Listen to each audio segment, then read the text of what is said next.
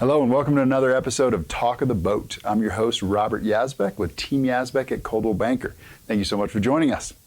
We have a very special guest today, Mr. Chris Ray. Thanks for having me on, Robert. Chris, thanks for coming, buddy. Really appreciate it. Absolutely. Welcome. Chris is a iconic figure in the clean and sober community here in Steamboat Springs. So, very flattering, thank you. Yeah, of course, man. It's amazing what you're doing. So really excited to have Chris on the show. Chris is the peer recovery specialist with the Health Partnership. That's a Routt County organization. Director of Clean and Sober Steamboat, founder of SoBoat Steamboat, and an ambassador for the Phoenix out of Denver. So wearing lots of hats, doing some really important work, man. Exhausted just thinking about it. I bet, yeah. Thanks so much for being here. And we've got our co-host and buyer's agent, Mr. Cole Helberg, joining us today. Thanks for having me, of course. Thanks for being here, buddy. Of course. Excellent. So let's jump right in, man. We got a lot to cover. Tell us a little bit about Chris Ray and your background and how you found Steamboat Springs. Absolutely. Again, thanks for having me on, Robert. Absolutely. And Cole, I have to mention, is a close friend of mine, and actually really a great catalyst for me getting sober in the first place. We worked together many years ago, and when I was looking for some support, I'll get into that, but he was the first person I came to. So thanks for being here, and thanks for having me on as well. Of course, I'm my friend. happy to help. Yeah, That's you always beautiful. have. I came to Steamboat about 8 years ago from Cincinnati, Ohio, and I had lived all over the country. Born in Philadelphia, grew up in Texas, lived in New Hampshire, Southern Indiana, California, Cincinnati, and here. Nice. Kind of wandered all over doing the ski bum thing and owned some businesses, worked in bars, and really enjoyed Steamboat. Came out for a winter and stayed, just like everybody else. The Yampa Valley curse is real. Yes. So, as that came around, about three or four years into living here, I had lost a lot of my direction. I got involved with some substances and really just overused them, lost a lot of my drive, had a very stagnant way of living. So at one point, I'd gotten fired from a job again. I was bartending, and it just really had come to me that this wasn't the way to live. So I actually reached out to Cole. He was the first person I called. And I had some other friends in recovery, some other friends that had known for a while that I needed help. And Cole was super supportive. He said, "This is how you do it." We all knew you needed help. Yeah, exactly. And then I worked for a local restaurant here, and they helped me a ton to get on Cobra Insurance, to get into the Foundry, which I actually just taught my first yoga class at the Foundry a few hours ago. Let me interrupt for 1 second. Very nice. Congrats. What's the Foundry? Just The for Foundry, everybody watching so and the listening. Foundry is a local treatment center, inpatient treatment center for men, and they work a lot with trauma-informed recovery. I work with them quite a bit, and so I taught the gentlemen that are out there in inpatient recovery. I taught them yoga this morning, so that was really just an amazing part of this. So kind of funny incredible. that you asked me to come on at the same day. Yeah. So I got into the inpatient program there, worked really hard with the local restaurant that had helped me with that, with insurance, and of course with the support of my friends and family. Spent some time back home in Indiana with the family doing some outpatient work, lots of yoga, a lot of 12-step recovery work, 90 meetings in 90 days type of stuff. And then as I was coming back, I actually reached out to Cole, and I was scared. I said, "What am I going to do when I get back to Steamboat? Am I going to hang out with the old friends? Am I going to do the same stuff?" Right. And I knew Cole was out doing his thing, kicking it around, getting into real estate. And I was like, I want to hang out with Cole, and I want to find other people that want to do fun stuff sober. Yeah. Right. So we were the first two members of SoBoat Steamboat. I remember calling you from Indiana. And it kind of turned into like, let's go skiing on the weekends, things like that, right? That was the our idea. first thing. Yeah, like let's get coffee, let's just connect with other people, because we knew they were out there, and we just wanted to find them and have a way to get there. So he's like, "I'm in, let's do it." So started then I don't do anything. He does all kinds of stuff. We had a movie night just last night. Yep. So I mean, this weekend's been huge. We rented out a movie theater at Wild Horse. Just an example of what we do. Wow. So back to that, we, I moved back and really, hit the ground running on that. Worked another job. When was that timeline? This was 2019. 2019. So okay. I moved back end of May, early June 2019. And dibble dabbled in that a little bit, and had another job that kept me busy, really to the grindstone, kind of 50, 60 hours a week. And I was still, even though he had started that, we hadn't delved too far into it. And in October of 2019, I was at a party where people were, using drugs, where people were drinking. I still hadn't changed all my habits. I was sober, but I just so happened to pick up a water bottle and got dosed and ended up in the hospital. And Cole was actually the first person to see me. He came down, and so he saw me where I was. They made funeral arrangements, and luckily I'm still sitting here. I won't get too far into that, but that was an intense couple days, man. Yeah. That was crazy. I just got back in town from it was my dad's birthday. Yeah. I just got back into town, got a call, and I got back in my car and drove back to Denver. Yeah. From airport and then back in the same day. And that was a tough day for me and, a lot of us. So thank you for making it out. Yeah. He saw me at in the ICU, and they had made funeral arrangements, and my parents flew out, and I luckily just popped up. Something happened. We still don't know what it is. Crazy. That part of the story gives me chills, man. I mean, it gives me chills still to this day. And the fact that you were sober at that party, you know what I mean, but drank water with something in it. Yeah, it was wild. And had that really near-death experience. That's full on. They were coming to get me. Yeah, it was full-on actual death experience. Yeah, which was crazy.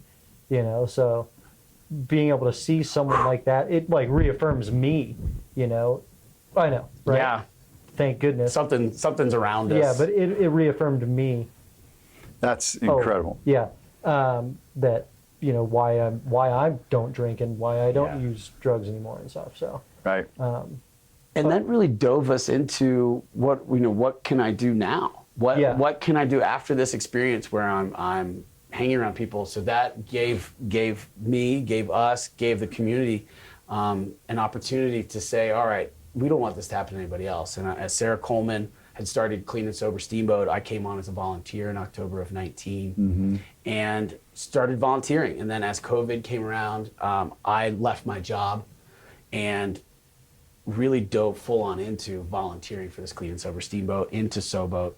In October of 2019, after that incident, after really finding out that community means a lot, that community can keep anything together, whether it's sobriety, whether it's faith, whether it's anything, whether it's just anything. No question. Dove into the Clean and Sober, volunteering for Clean and Sober Steamboat.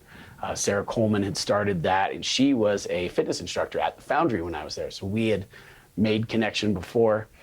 And after I left my job in March of 20, dove into that, and we said, the pandemic is becoming an issue. So let's dive into this. Let's make this a community.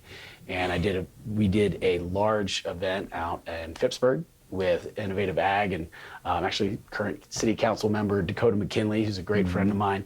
Nice. We did a live movie event where we had bands, we had art installations, we showed The Princess Bride on this big screen, a blow-up screen, and that was the kickoff to the community. Then from there, the Health Partnership offered me the peer specialist position in August of 2020.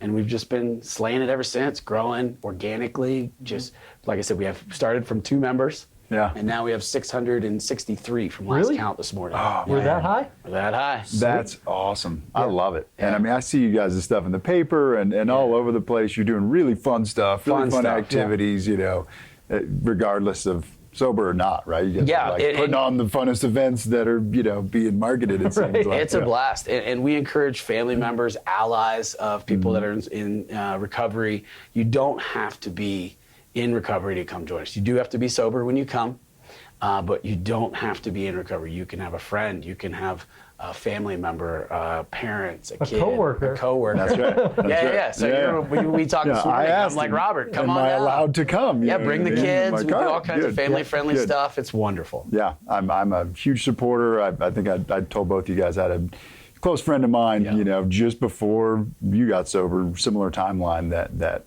overdosed here.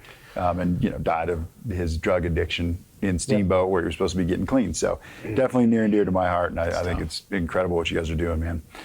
So you touched on it a little bit, but so the pandemic obviously has created, serious mental health and, drug use issues all over the world, let's say, right? So how have you noticed that here in Steamboat and Routt County? So, and first of all, Robert, I'm so sorry to hear about your friend when we talked about this morning. Yeah, I appreciate that. Everybody has a connection to recovery. Yeah. As we were talking No about. question. Whether it's a family member, whether it's a friend. And I think the pandemic has brought that even more so to light. We've lost a lot of people, not only to the pandemic, to all that, but to the mental health issues, to the addiction issues that were kind of bubbling underneath the surface. So the pandemic, in some ways, has brought that to light and has allowed people to shed that stigma, which is what we're all about, getting rid of the stigma, and saying, hey, this is an issue. I want to talk to somebody about this issue. I want to do things about this issue. I just don't want to let it still bubble. Yeah. So the pandemic brought an opportunity in that matter, where we're just, we say, okay, so let's face these issues together. We no longer have to do it alone.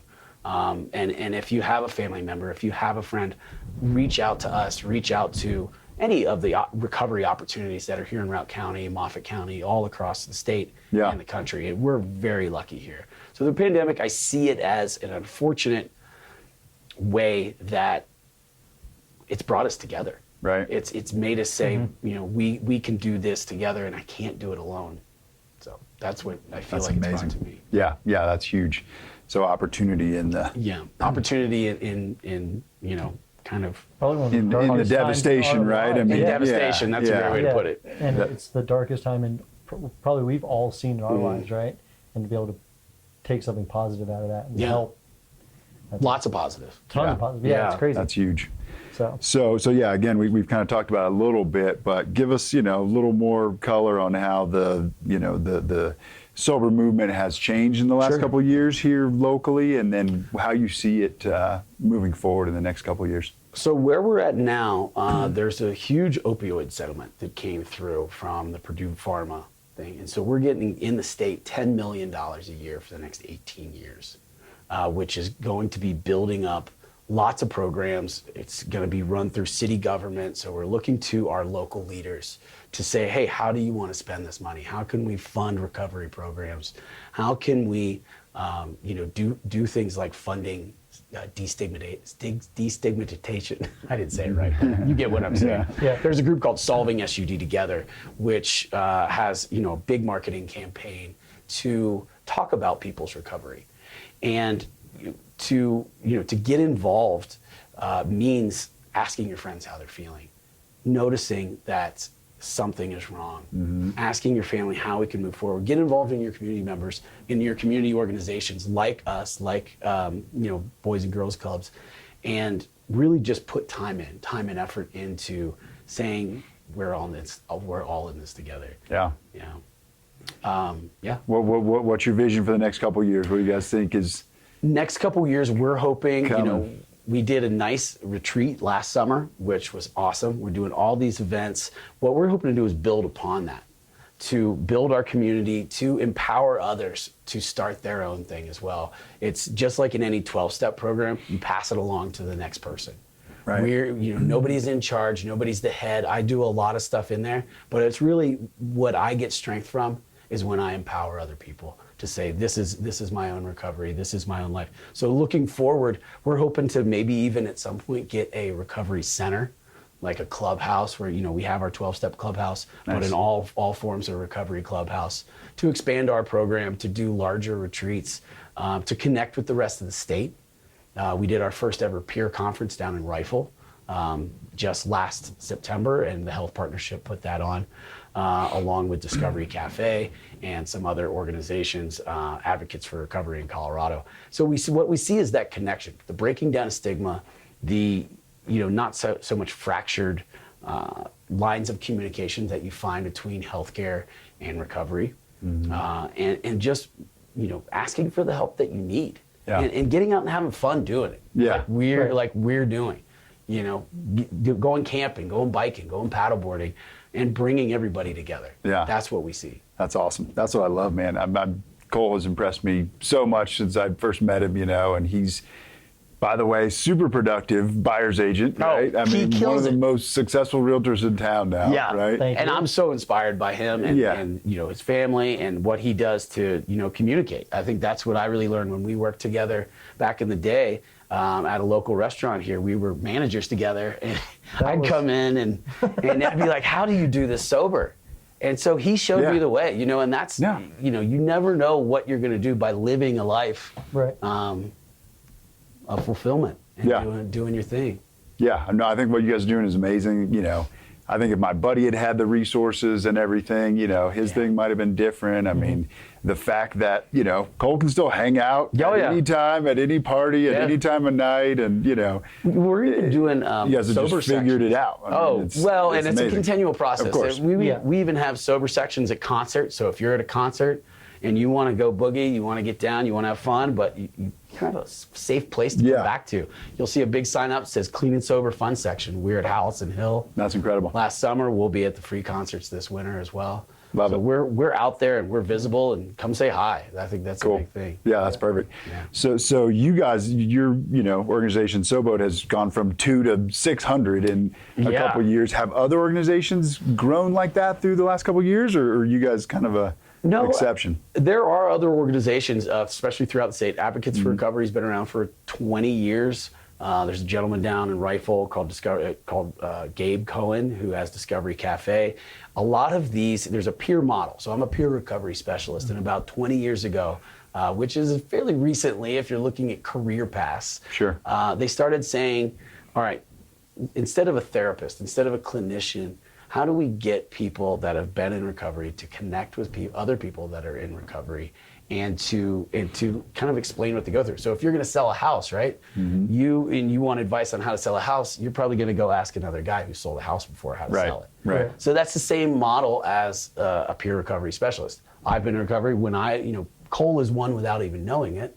Is when I looked for recovery, I said to Cole, "You've done this. So how do I do it? What do I do?" Yeah. So that in particular, that position in particular has grown over the last 20 years. And what it is, it's just saying, hey, you've done this. How can we do this again? What did you go through? What are some of the hoops you had to jump through? Right. I work a lot with navigating healthcare with people. Through my active addiction, I had to navigate a lot of healthcare. I got sick a lot. I broke things. I had blood clots. I ended in the hospital. And luckily, I'm kind of resourceful. That's one of the things I used is, even in my active addiction, if I needed something, I got it. Yeah. And so now in recovery, if I need something, I find a way to do it. I'm a very resourceful person. And healthcare is all about that. So I see back to your question of where you see growth, is I see peer recovery specialists, organizations like the Health Partnership, really helping people navigate how to get help. I remember calling up the Foundry, and I had to wait 4 weeks to get in because of loopholes in the healthcare system, and that was really hard for me. But I did it. But not everybody has the opportunity or the support from my family, from my friends, to say, all right, we're gonna keep you here for nice and safe for a little bit until you get a chance to go in. So I really work. That's one of our other programs, and one of a really large part of my job is to help people navigate healthcare in early recovery, because it can be frustrating. Oh man, So frustrating. You get an inpatient, and Colorado we're lucky we live here. They've started accepting Medicaid for inpatient treatment. I just was able to help a client about 5 or 6 days ago get into long-term care on a Medicaid, which That's is huge. And that started the first of the year. That's great. So there's so much opportunity if you know how to access it. Another part of the growth that I see is all of these organizations throughout the state connecting and saying, how do we help each other help others? Yeah, that's great. Yeah, the collaborative model and Yeah. not Exactly. just, I do this, Just you like, do that. almost like you all sit under the Coldwell Banker, Right. moniker, and you have Sure. different teams, and we're the same way. We all sit under this recovery moniker, and we're on different teams, and how do we communicate with each other and all that stuff. So, Adapt to the times, yeah, right? and everything. Wow. That's the one thing we know is always changing. Yeah, exactly. Change. Everything's always For sure. changing. So what you guys are doing is incredible, and obviously with the pandemic and everything, it is always changing. So how have you noticed the Steamboat community kind of respond to the movement that you guys are We've seen so much creating? support. Yeah.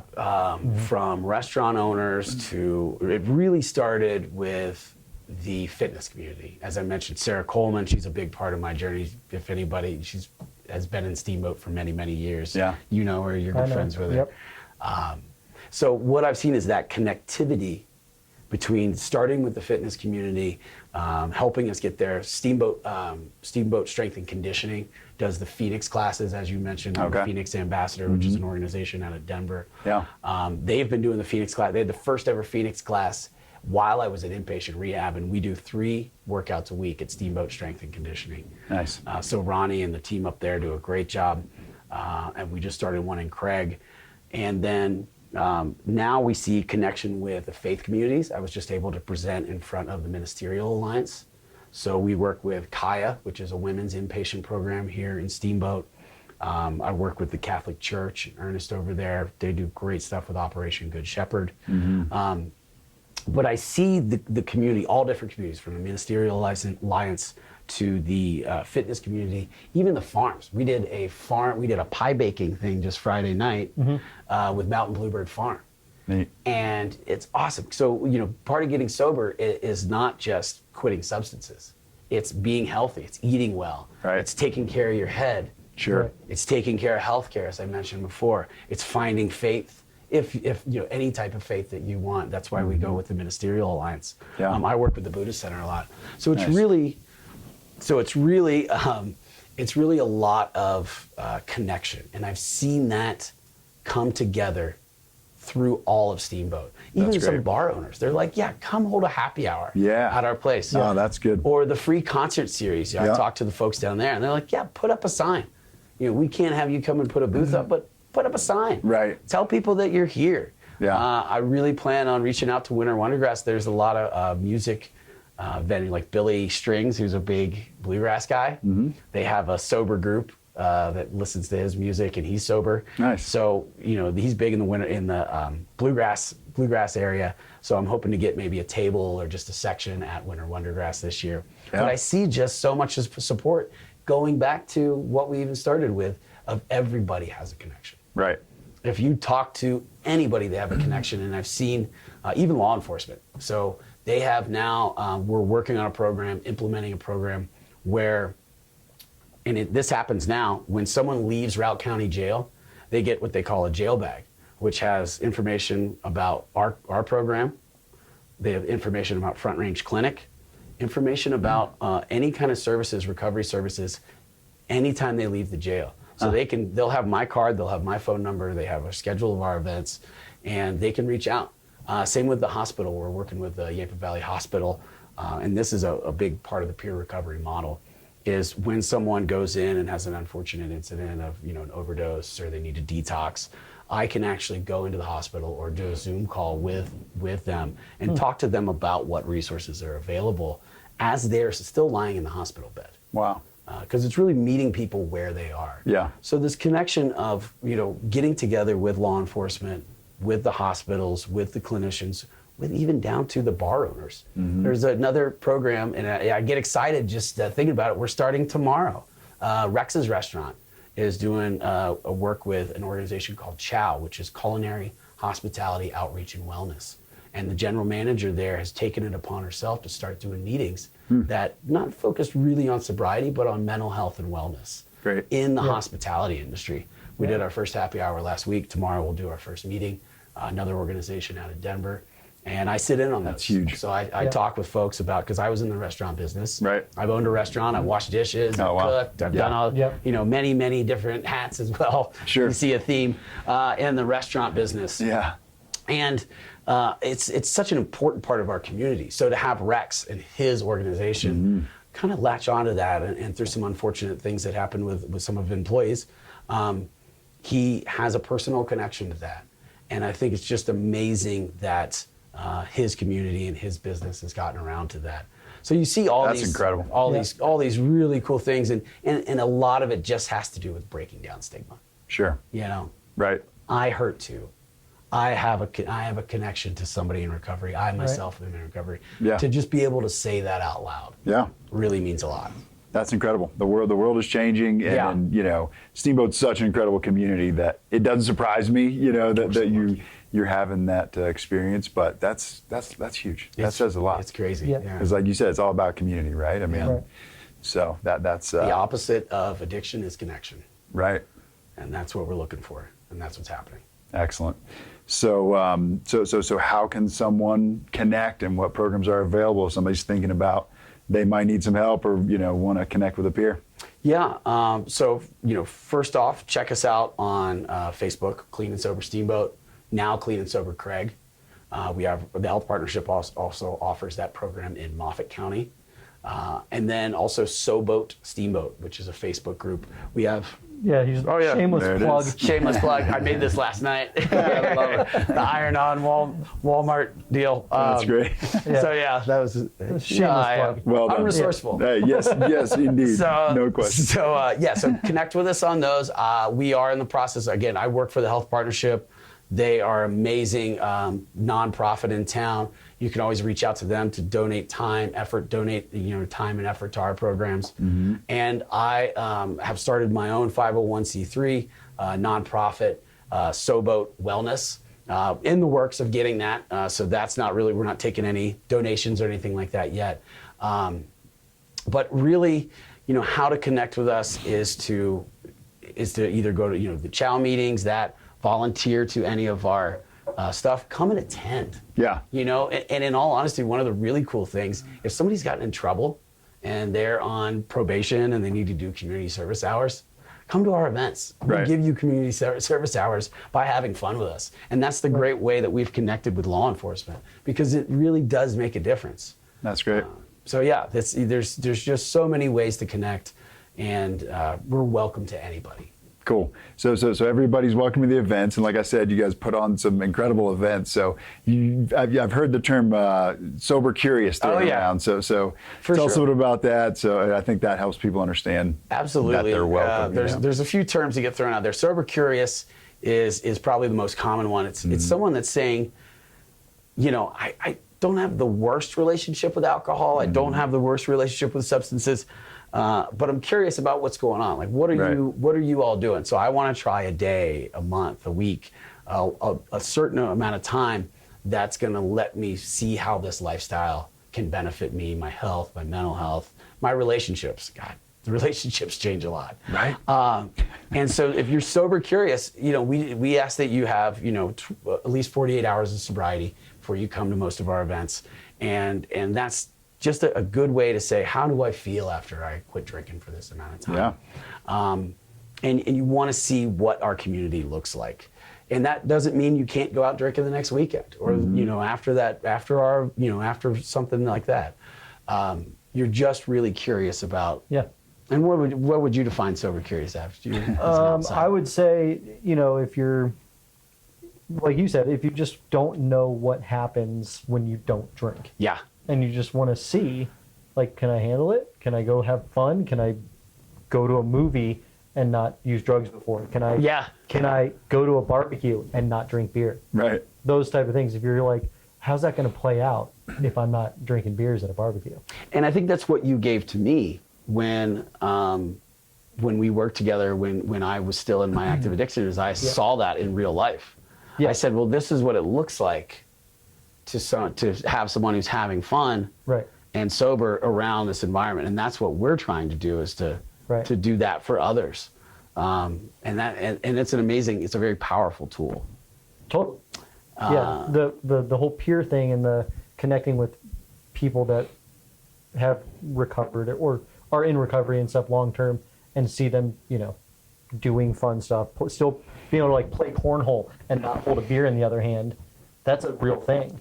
You know, Or go to a concert. or go to a concert. Yeah. Still dance. Or go out to dinner. I mean, we go out, we'll have a group of like 10 to 15 of us out at dinners, laughing and hooting and hollering, telling dirty jokes. Sorry. Yeah. And, you know, we're all sober. Right. And people are like, what are you people doing? And we're just having a blast. Yeah. Yeah. And what's So happened? giving people that experience Giving- and that, you giving know, them that opportunity experience. to have that Yeah. experience. yeah, and to be able to show your authentic self around other people being authentic Yeah. is a major thing, because when you're in that setting and you have a problem, you're so far from authentic Yeah.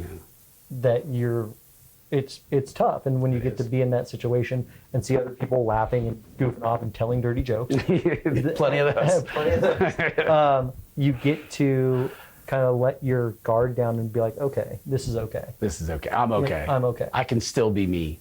Right.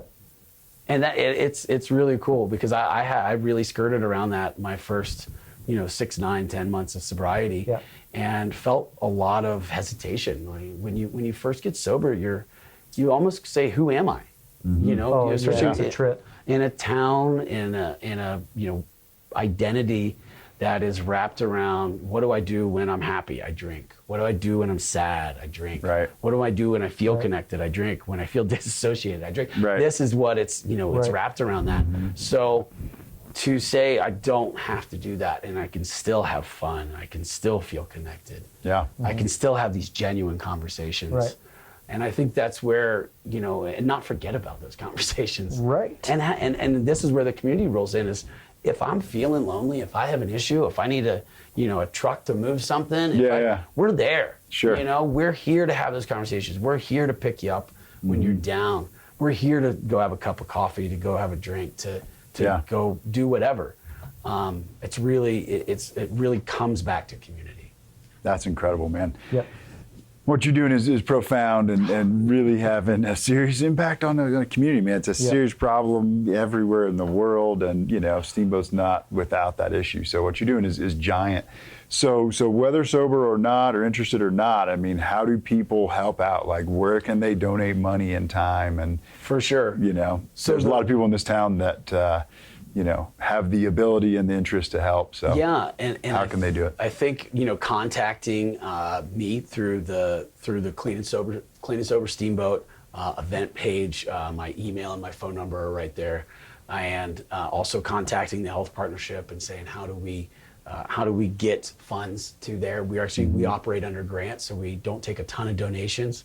And then, as I said, the SoBoat 501c3 will be up and running here probably by the beginning of the year, and so that's always a good way. The best way right now is to come to our events.